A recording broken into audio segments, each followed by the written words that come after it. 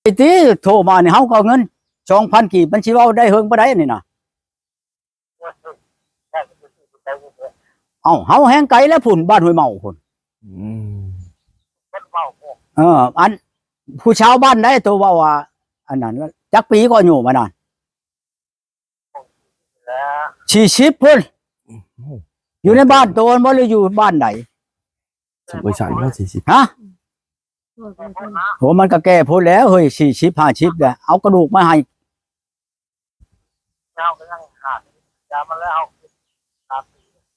ตัวนั้น73เลยจะบอกตัวนั้นละอายุตัวนั้น73แหละบ้านได้ผู้ชาวตัวว่าวัน40 ปีเนาะบ้านข้อบ้านตัวเองนะตัวออกเลยว่าจะเป็นชาละวัดดินี่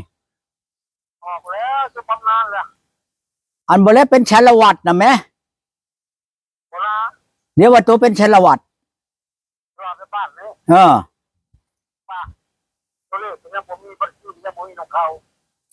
เป็นอะไรฮะสารวัตรสารวัตรเป็นตำรวจบ่ไปอยู่ชื่อบ่อันตัวมีบ่รถใหญ่นั่นรถใหญ่เลยอันเต็งที่ไปชูตัวลงไปหาผู้ชาวอยู่บ้านห้วยงัวอยู่ปากเชนี่ตัวจิไปนำบ่ปากเชนี่นะนี่ไปแลแวอยู่บ้านนั้นปุ่งนี่บ้านไปแวอยู่บ้านปุ่งลงชาละวัดนี่นะบ่ฮอดปากเชฉันดอกอันนี้ผมไปนอนคืนแต่บ่ได้ยาวโอ้ยให้คนมาดูให้ผู้ว่าผู้ห้างผู้ใหม่ในบ้านบ่มีบ่บ่ได้ไปนอนเมียโตนะมาฆ่ามึง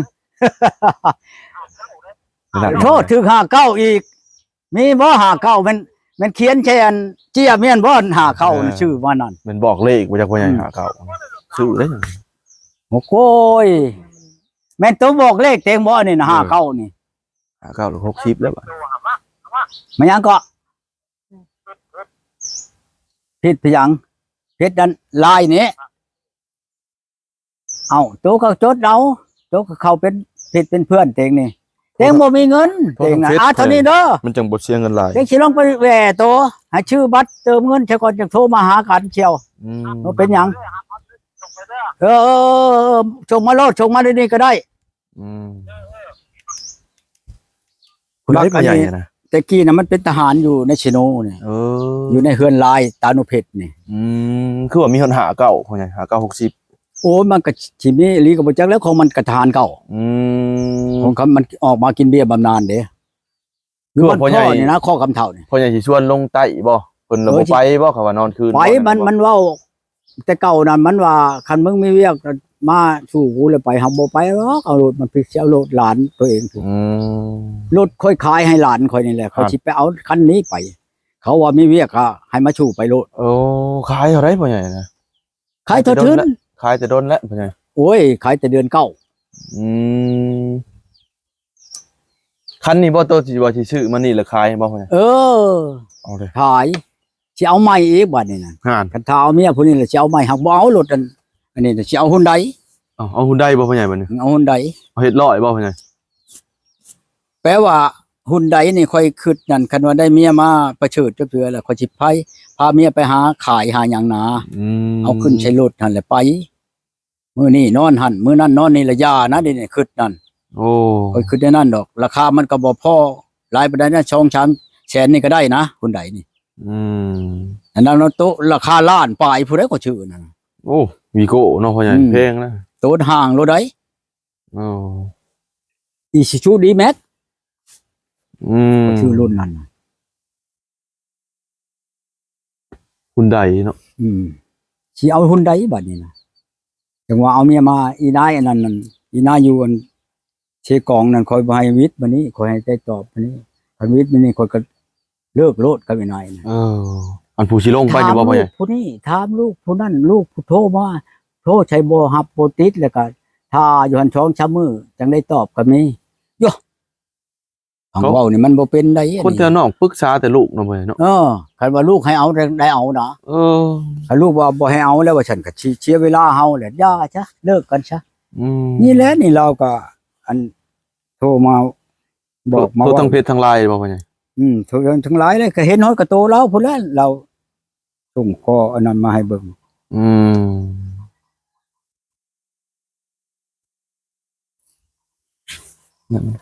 คอยว่าคันวิทย์บัดนี้ล่ะอย่าซะบ่โทรหากันก็ได้ อืม เราเว้าเราส่งข้อความมาหาข่อยอันนี้น่ะฟังเด้อนี่ เบิ่งก่อนจะหน่อยเด็กน้อยคอยลูกคอยเซให้มันสิโทรหาเด้อคันว่ามื้อใดมันให้ลงแล้วก็สิลงแล้วก็สิกลายไปหาเจ้าเลยก็สิโทรให้เจ้าอันนะให้เจ้าลงมา อันเด้ อืม ก็สิถามเพิ่นก่อนนี่สิถามเพิ่นโทรก่อน อืม ถามลูกซะก่อนนะถ้าว่าลูกให้ไปแล้วก็ไป อืม ประมาณมา2-3มื้อนั่นแหละ ฮะประมาณ2-3มื้อพุ่น อ๋อ อีกเดือนนี้เนี่ยนะ2-3มื้อเนี่ยเพิ่นก็โทรแหละ อืม มืออีก 2-3 มื้อพุ่นเนาะบ่ได้ง่ายนะพ่อใหญ่ ค่อยโทรอันค่อยที่กลับคืนหาลาวบัดนี้นี่นั่นคันเจ้าตกลงน่ะให้เจ้าบอกข่อยมื้อนี้โลดคันว่าวิทย์มื้อนี้ล่ะมันอันนั้นโลดเจ้าสิว่าโอ้ยค่อยบ่ได้ไปแล้วว่าฉันบ่ให้มารับมาเอาข่อยและลูกข่อยบ่พร้อมแล้วให้เจ้าบอกข่อยมื้อนี้บ่ให้ว่ามื้ออื่นคนเด้อมื้อฮื้อคนเด้อแล้วบ่นั้นโลดได้ข่อยมันเพราะว่ามันฮ้อนคันว่าเจ้าเลิกแล้วข่อยก็สิไปหาบ่อนใหม่ไว้ๆนี่โลดบ่ให้ความเดือนนี้นะเดือนคันว่ามันอยู่ดีมีแฮงเดือนออกมาเดือน4นี่ข่อยก็สิบ่แปลงเฮ็ดคล้องโลดนั่นนะจะบอกข่อยมื้อนี้เด้อบ่ให้ข่อยมื้อนี้เด้อ อืมเอาไปสั่นเนาะพ่อใหญ่เนาะเอาไว้ไว้เนาะพ่อใหญ่ คันว่าเจ้าน่ะคือใจฮ้อนแท้ เออ มันบ่แม่นใจฮ้อนก็คือวันนี้เลยนี่ปอกลูกไม้นี่สิไปแกงนี่ เออ คันมีเมียน่ะมันก็ไปต้มเมียเลยเด้แม่นบ่นี่ เออนี่ ต้ เนาะ มเมียแล้วเจ้าน้อยก็แกงอันก็กินเลยนี่ อันนี้มัน ได้ จัก ถ้วย ชับ ตี ไผ น สิ กา แกง เนาะ มันยังให้ข่อยท่าคนเด้อโธ่ พอดีได้ถ้วย ทาน ตีนแบะ โอ้ย หน่อย ท่าคนเด้อข่อยไปถ่ายก่อนยังคืออยู่ได้นี่ยืนท่า อืม เห็นบ่อีนายอันอยู่โพ้นผางข่อยไปเข้านั่นข่อยไปหาแปลงวิทยุแถวโพ้นผางอีนั่นขนาดผู้เฒ่าอายุคือสิว่าง17 18นี่แหละย่างมาเห็นหลุดชึกจึกหลุดเลย โอ้ เห็นมันน่ะประมาณวางเช้า30 เมตรนี่แหละ โอ้ มันทางชื่อแล้วมันยืนมันเห็นข่อยขี่รถไปนี่ มันชึงจึกรถเลี้ยวขึ้นหลังแล้วเลี้ยวมันขนาดอีนี่ ปัญญามันเก่งอะดิ เออ มาฮอดแล้วข่อยรถจอดรถบ่นี่จอดเฮ็ดหยังข่อยนั่งถ่ายนั่งเฮ็ดหยังอยู่นี่โอ้ยผัวข่อยก็ไปถ่ายหั่นน่ะเห็นดิในหั่นแหละ เออ คือถ่าลาวอ่ะ อืม คันมีผู้อยากข่มขืนบ่อยากเฮ็ดนั่นนี่กับเราปัจจิผัวเราอยู่หั่นแม่นบ่ อืม สิไปเฮ็ดบ่ได้บัดนี่หาเด้ก็ปัญญามันขนาดได้หน่อย อื นะ ม คนละขี่รถไปรถห้อยจนฮอดปานโพนผางห้อยมันย่างมาตามทางน่ะ โอ้ มาขึ้นไปถามเขาบ่เฮ้ยไผอันไปนี่ไปอันลงไปอันแต่บ้านนี่ไปลงเห็นนี่ว่า เออ เขาว่าผู้นั้นแล้วว่าซั่นพ่อที่กันเบิดอยู่ได้อีอันนั้น อืมคมเก่งเนาะ คนเก่งนั่นที่ว่า พ่อใหญ่หรือจนบ่เพ่เนาะพ่อใหญ่เนาะ เออ ขนาดพ่อใหญ่บ่เก่งยังบ่เพ่ คันจะไปล้มมันนี่มันก็บ่มีผู้บ่าวผู้แพ้ดอกครับคันสิไปล้มมันนี่ว่าจะจ้อนแจ้นเข้าไปแล้วกับมันนี่มันเว้าโลดมันว่าค่อยค้าแล้วก็ค่อยมีผู้บ่าวเล็งฉันสิแล้วโลดได้มัน อืม เอาบ่ได้คันพังเบิ่งคันเขาเลิกแล้วค่อยจังสิบอกเจ้าดอกหันเด้ เขาว่า ไปเล่นโพนผางไปอาหารแปลงวิทยุแปลงมุงเขาน่ะโอ้ยจังหวะนี้นี่เก่งจันตวนมันบาดเท่เจ้าสิไปเลื่อยล้วนกับอีนั่นเด้ออ้ายเด้อ เออ ขนาดได้ว่าฉันจักหน่อยเงินเจ้าออกแต่ถุงหัวเมื่อ เออปัญญา บ่ เขา แม่น ดี ธรรมดาได้มันว่าค่อยนี่ตะกี้ค่อยว่าสิเอานี่ อืม ไอ้ตวนเขาชิกออกมาแต่วัดเราอะจันตวนนี่ให้ในกว่าเงินจัก500,000สิ500,000นี่พอยอยากได้จังซี่มาแรงเลยจะไปโลด อืม ไปเฮือนข่อยนะกันตัวเป็นคนขี้ดื้อเอากังเว้นนี่นะบ่อยจักหน่อยคนเห็นมันสิเสียปีบบ่แม่นแนวเมื่อใดกับเจ้ากับข่อยก็สิเอากันอยู่แล้วแมลงไปโลดเฮือนนั่น เออ ไปโลดข่อยสิออกมาอยู่ในนอกหั่นแล้วเจ้าขึ้นไปแล้วจังเข้าสวมข่อย อืม แมลงมันหอมมันไปนอนอยู่บนอื่นพุ่น เออ ไปปลุกแล้วปลุกเนาะอัน เออ ปลุกก็นั่นชื่อมันนั่นแหละ เออ แม่มันว่าเอาจักมันไปนอนนั่นไผรับมีหมู่มันมาผู้หนึงว่าว่ากี้นี่มาเอาไปนอนเฮือนเขา แล้วชื่อๆมันเอาน้ำข่อยจักเท่าไรล้านมันว่าอี แหน่ ก็เลยบ่ได้กันเลยเท่าคู่มือนี่ โอ้ อีอัน เขา นั่นแหละ เขาหยั่ว เจ้าเห็นห้อยมันออกแต่บ้านนี่ไปนั่นแหละ อืม ว่า เอาคักๆบ่แพ้นั่นได หึ บ่แพ้ปฏิการข้าวนั้นปฏิการเด้ โอ้ ปฏิการยืดเพิ่นไปโนลินอยู่ป่าพุ่นจักเท่าไรแล้วชื่อ อืม ๆบ่ได้เงินได้คำเขา เขาชี้ข่าหัวเลยนะบ่ไปข่าเขาอ่ะคนแบบคนงามเลยได้ตายังได้อยู่โย่ไปลิ้นเนาะแต่ละมือบามือดอกไปดอกมานติบัดนี้ โอ้ พ่อมักใหญ่ตัวเองมาเป็นอะไรใช้พ่อมันนั่นโอ้ยลูกข่อยมันบ่อันนั้นดอกข่อยบ่เอาพ่อมันดอกอย่ามันดอก มันเอาขี้ออกอยู่ในท้องนี่เขาสิเลี้ยงเอาแน่เห็นแล้วบ่หั่น บุฟเฟ่เนาะพ่อใหญ่เนาะ มันบ่ ท่าน แพ้ โทรมาอีกแล้วพ่อใหญ่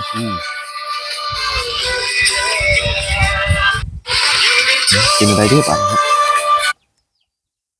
ฮัลโหล นั่นไหน ยังบ่ทันยอดบ้านอ้าย ยังบ่ฮอดบ้านครับเด้นี่เนาะ ผู้สาวได้โทรมา โอ้ย ยังอยู่ใช้เนาะ นั่งอยู่คือรถแหละรถคันที่ออก โธ่รถอันคิวรถอยู่ชลวันนั่นบ่ โอ้ย แต่ชลวันไปหาบ้านไกลปานใด ไปเลยค่ารถเก่าที่ ฮะ ค่ารถเก่าที่บ้าน 30,000กีบเฮานี้ 90ไกลเติบแล้วเป็นวัง100กว่าลักพุ่นแหละ โดยกำลังออกแล้วเนี่ย สัมเชโนคาสิโปน มันไปมันลงไปทางตะโอยบ่ โดย ลงทางตะโอยเพิ่นบ้านห้วยงัวแม่นบ่บ้านเจ้าน่ะบ้านห้วยงัวเนาะ โดยบ้านหัว ขอยสิไปชูหมอนิน รถบ้านเนี่ยรถบ้านเนี่ยน้องที่รับใจเด้อ ฮอดบ้านแล้วโทรมาหาหน่อยเด้อ โดยก็นั่นแหละ นี่แหละเช้านี่แหละ โอ้โทรแล้วบ้านห้วยงัวบ้านนี้เนาะ มันห้วยงัว ไปอีหลีบ่พ่อใหญ่เนี่ย ที่ชลวันแปลว่าขี่รถแต่ชลวันไปบ้านลาวเวิร์ด90,000เด้ค่ารถไกลเต็มแล้ว ไป 90,000 อันนี้เนาะ ค่อยมาแต่ปากเชมาแต่ลัก8เนาะมาเชนูนี่2,500ได้ค่อยจ้างรถ ลักแปดอยู่ปัก ปาก เซ่ เชพุ่นแล้ว แม่นแล้วพ่อใหญ่200 ลั ไป ก ลัก 8คนไปคือนั้นค่อยไปอันผู้เชาขี้ตัวค่อยอันเด้ เช้านั้นก็มีผัวอยู่ผัวจะมาไต่ว่าฉันมือค่อยไปนะป้า โอ้ โยคงตัวให้ค่อยไปเนาะ โอ้ วันนี้ค่อยนำบ่มีผัวแต่ค่อยเบิดน้ำมันนั่นก็หลายเติบเลยเบิดน้ำบัตรบ่ได้เป็นเบิดน้ำมันดอกจักหน่อยมันว่าขูดบัตรให้ว่าหายโอ้ยขูดให้เงินดำ10,000เนาะขูดให้แล้วก็มันเว้าก็บ่ได้ลวงได้หลายแล้วก็มอดมื้อใหม่มาได้มื้อ1 2มื้อเนาะ คูดอีกนี่จังได๋ ขูดให้อีกโยเบิดแล้วจักแสนนึงอีนั่น วั วันนี้ให้เจ้ามาโลดมาฮอดบ้านหันบ้านนั้นมันก็บอกขับอยู่ได้บ่อนไปนะครับจุดมันบอกแม่นหลีมาฮอดลัก8ไปฮอดลัก8ค่อยโทรใช้บัดนี้คนอยู่ในลัก8อยู่ในตลาดลัก8เนี่ยเขากินอันเบียร์กินอันนั้นนานตามมันโตตามตั้งนั่นเขาเดียวเห็น เขาลูกควักเอาข่อย ของเขาเบิ่งในชิปนี่เด้เจ้าตู้ก้อนแม่นบ่แม่นค่อยว่าตู้ก้อนแหละนี่นะโอ้โธ่เขาว่ามาจากสวรรค์พุ่นได้ขอจากชิโนพุ่นแขวงสวรรค์ได้คนนี่ว่ามาตู้มานั่งเขาว่าเขาไปนั่งบัดนี้ผู้นั้นครับปองนึงเบียร์ผู้นี้ปองนึงเอาคนชี้5ปองแล้วมันก็เมาแล้วลูกหลานเอ้ยบ่แล้วแต่เจ้าหับแล้วนั่นเจ้าพอใจไผนั่นนี่ก็ให้เขาช่วยเจ้านะเพิ่นก็เลยขอบใจเด้อผู้นี้เขาอันพวกกันแล่นนั่นชามล้อแล่นเป๊ปซี่เนาะหั่นกินแล้วสิไปใช้เขาค่อยสิไปบ้านโน้นสิทันไปหยังเขาไปหาผู้เช้าข่อยว่าอันนี้เขาว่ารถอันบ้านโน้นสิทันก็ไปหลายไปได้แต่นี่หาโน้นสิทันนั่น80,000เรา80ข่อยสิไปนำไปแล้วก็ลงแล้วบัดนี้คนลงรถอยู่ในโรงเรียนมันว่าให้เจ้าไปฮอดโรงเรียนลงรถเด้อเดี๋ยวคนก็บอกจะเพิ่นรถเดี๋ยวนี้เจ้าแล่นรถไปนี่ไปตามทางตัวนี้แล้วฮอดโรงเรียนนั่นบ้านโน้นสิทันแล้วเจ้าจอดให้ข่อยเด้อเราจอดแล้วจอดรถข่อยก็ลงรถแล้วข่อยโทรบัดนี้นี่นะข่อยอยู่ในทางนี่แหละย่างมารถว่ะข่อยเป็นย่างไกลอีหลีน่ะแต่โรงเรียนไปหาบ่อนมันอยู่น่ะประมาณลักบ่ใหญ่ได้บ่ล่ะเกือบลักพุ่นแหละตบ่ฮอดหักแต่ว่ามีละ7-800อันแมทจังได๋ฮอดบ่มันเจ้าอยู่ในไสนี่นะในเฮือนมันมีอันห่มชิทันบักกชิทันบักใหญ่ในหนทางนี่แหละบ่อนห้านเขาขายเครื่องนี่ว่าไปฮอดแล้วบัดนี้ไปฮอดกชิทันเลยนี่บ่หันแล้วเจ้าท่าเขาอยู่หันแล้วว่ะมันยังอยู่พุ่นได้อยู่ไกลเติบได้ย่างมาแล้วมันมาบังกชิทันมันบ่อยากให้เบิ่งหน้าเจ้านะเอาแหละข่อยว่าออกมาเลย จ้ามาหยังผู้ใหญ่เขาว่าในบ่อนนั้นคงสิทันมาหาเจ้าชื่อในนั้น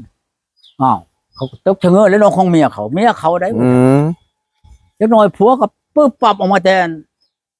เฮือนนั่นแหละเฮือนบ่อนนั้นเขาขายเครื่อง อืม มามึงเว้าหยังว่าฉันน่ะ อืม มึงฉบับคือว่าอันบ่ชินทำเนี่ยเราบ่ได้อยู่ใกล้ได้อยู่สวรรค์พุ่นว่าพอมือมันใส่รถใส่หูนี่ อืม เปี้ยงไปทางข้างแล้วมันเพราะปั่นมันใส่งอนนี่อีก คนใหญ่จังได๋พ่อใหญ่คนเฒ่าหรือคนแก่จังได๋นะยังน้อยอยู่บ่ คนก็บ่ทันได้แก่ไปแล้วอยู่วางเช้าไปนี่แหละ โอ้ โยโอ้ยเขาว่าคนบ่ถึง10ได้เขาว่าคนอยู่วาง5-60นี่แหละคนผู้นี้น่ะมีผัวอยู่ว่าซั่น อืม ข้อยก็บ่จักแนวเว้าเลยโอ้มีแล้วก็อย่าแล้วชาวบ้านเว้าเดี๋ยวนี้ให้ข่อยบ้าว่าให้มาโลดสิเมื่อนำพ่อบ้านน่ะบวชอยู่ในวัดหั่นว่าซั่น อ่า โอ้ยก็อย่าได้ใช้เงินพ่อบ้านข่อยอันนี้เขาไปแล้วข่อยกับย่างไปเฮือนพ่อบ้านสิไปแอนกับพ่อบ้านนะไปแล้วบัดมีรถเขาส่งอันเครื่องในบ้านเขาแหละเขามันช่วงนี้แหละรถอยู่ลัก8พี่ อืม คนคอยขึ้นรถไปพี่เอารถนี่สิเมื่อใช้ก็สิเมื่อปักเชรู้เมื่อลัก8โอ้ยขอเมื่อนำนะกว่าเมื่อก็เมื่อเราอ่ะพุ่นนั้นน่ะ อืม แล้วก็ขึ้นรถนำเราน่ะมาเมื่อลัก8แล้วก็คอยก็ลงเราก็บ่ได้เอาเงินนำดอกสองผัวเมียน่ะก็ดีมากลางคืนมาก็ขึ้นไปนอนอยู่บ้านพัก อืม อันช่องแชนหาอีกนอนในบ้านพักมื้อนั้นน่ะ เออ ขึ้นไปแล้วก็นอนบ่ทันนอนดอกลงไปชื่อห้องกินอยู่นั่นเขาขายอยู่กลางคืนเด้ อืม ชื่อห้องกินแล้วก็ขึ้นมากินประมาณวังเช้า10 เช้านาทีนี่แหละกินยังบ่ทันยาดอก กินนั่นของกินนั่นนะของอันนั้นล่ะกินในบักทุรินกินในบักทุรินอยู่ผู้ชาวมันมาเคาะประตูป๊อกป๊อกป๊อก อืม ป๊อกป๊อกป๊อกอยู่ใครนะกว่าข่อยหักเสียงปากนึงอยู่มันเองเจ้ามาหยัง อืม เอามาหยังข่อยสิมานอนนำเจ้า โอ้ นอนไหนๆมันกรณีในแบบใดอันเจ้ามาจากบ้านใดข่อยอยู่ในนี่แหล้วข่อยอยู่ในห้าอันนี้ว่าฉันนะข่อยอยู่ในห้านนี่ว่าฉันห้านในใช้ห้านนี่แหละห้านอยู่ใกล้ๆนี่แล้วว่าฉัน อืม ข่อยอยากเขานอนนำข่อยบ่มีเงินข่อยนอนข่อยขอเงินนำเจ้าว่าฉันข่อยก็เปิดประตูแล้วมันก็เข้ามากับมันนั่งนํกันกับข่อยนั่นแหละนั่งกินมักถั่วดินนํกันไล่ไปได้ข่อยว่าข่อยขอน้ำเจ้าล้านหนึง อืม เช่าโอ้ยบ่ได้แล้วว่ะข่อยบ่มีเงินข่อยสิจ้างรถข่อยอยู่ผู้ใดสวรรค์ผู้ใดข่อยบ่ได้อยู่นี่เงินสิจ้างรถเมื่อนี่ก็จักสิฮอดหรือบ่เงินดำแสน2แสนนี่นะข่อยน่ะ อืม โอ้ไปเว้ามา3แสนข่อยก็เอา โอ้ คะแนนบ่ได้ให้ข่อย3แสน3ได้ไดเงินข่อย2แสนปลายบัดให้เจ้าอัน3แสนบัดรถเด้สิเมื่อบ่อื่นนี่ข่อยสิมาขี่เฮ็ดได้จังสิได้เมื่อแต่บ้านอันนี้ อืม ได้ไปหาทำงานเสียก่อนแล้วนี่ข่อยนี่ว่าแต่ข่อยก็มีเนาะเงิน10ไปล้านอยู่ทงก่อนนี่ อืม เอาคนอยากนอนน้ำมัน บ่มักบ่พ่อใหญ่นั่น มันบ่มักมาหนาคนบ่เป็นตา โอ้ อยากนอนนำมันชำกันกับมันลูกหักข่อยอยู่เวียังจันทน์แหล้วคนขี้ไล่มันของเจ้าก็บ่ขึ้นแล้วเนาะพ่อมันว่าก็ได้ขึ้นจะกลัวอีน่ะ คนบ่ได้งามบ่พ่อใหญ่ มันบ่งาม โอ้คำเป็นงามนี่พ่อใหญ่เมียนเมาเนาะพ่อใหญ่ คันว่างามน่ะดู3แสนนึง เนาะ จะเป็นล้านข่อยก็ยังให้ อ๋อ เอาเพียง3แสนข่อยกับคันว่านั้นแล้วข่อยออกไปหาบ่อนใหม่แล้วบัดนั้นไปรถไปหารถบูดคนมาขึ้นมานอนนั่นนี่ไปข่อยก็อ่านประตูนอนเมื่อเช้ามาเห็นย่างมาพุทธแต่ในหันแหละนะฮะบ่นั้น อืม อันนั้นย่างมาทางพุ่นแหละกายข่อยไป อืม คือสิมีบ่อนไปนอนนำแล้วข่อยว่า อืม ข่อยบ่ปากดอก ถึงผู้เฒ่าเห็นอย่างกายเนาะพ่อใหญ่คนหาเงินเนาะพ่อใหญ่เนาะ ไปชุดนั้นเบิด800,000ได้ไปอันหาอีนั่นเบิด800,000 อืม แต่ค่ารถกับอันบ่อนบ้านพัก500,000เลยเด้ อืม วันนี้ไปเข้าไปบ้านอันนั้นก็80,000บัดกินหั่นกินนั่นกินนี่น่ะก็พอดีเบิด800,000มื้อนั้นน่ะไปน่ะช่องเทื่อผู้ใดค่อยไปหาอีนี่ได้ โอ้ ไปเทื่อตะวิดมันว่าสิออกมาลัดข่อยอยู่หลัก8 อืม ปัดไปฮอดแล้วมันปิดโทรศัพท์เมียนน่ะข่อยมาชื่อๆไปชุดนั้นน่ะ เออ มากลางคืนข่อยมานอนอยู่บ้านพักอยู่เชโนอีนี่เธอที่ชองมันก็โทรนำโทรนี่กับข่อยนั่นได้กายไปข่อยก็ไปบัดนี้ไปว่าโอ้ยมันมาต้มแบบนี้อีนี่คือกันเลยอีมาโทรมากินนี่ข่อยสิถามรายละเอียดซะก่อน ทำหมอนินผุดหมอ แดด ผู้ ผู้ใหญ่เนาะ หมอนินนั่นคอยรู้จักกันอยู่หมอนินน่ะ อืม โทรหมอผู้เว้าให้คอยนี่นะ